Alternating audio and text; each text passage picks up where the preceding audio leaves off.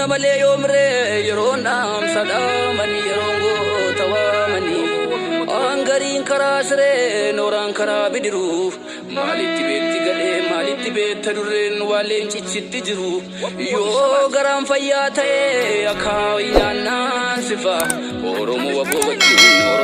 wajjin fuuldurri keenya ifa fuuldurri keenya ifa fuuldurri keenya ifa waboo wabii Oromoo waboo wabii sabaati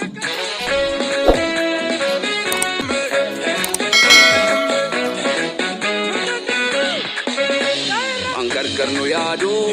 fiidha marasa milka of male abjun arfuf ada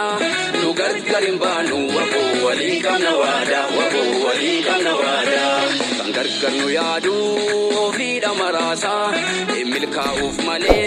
abjun arfuf ada nu gargarin banu wabo wali kamna wada nu tarrat waboda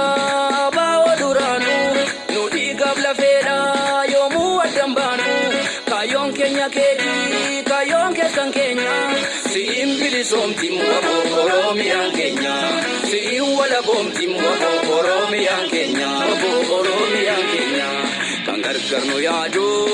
fida marasa milka uf male abjumba kufada nugar garimbanu walinga nawada naftanya aleli biyarra fagesi bilisumman lugan si ingal magesi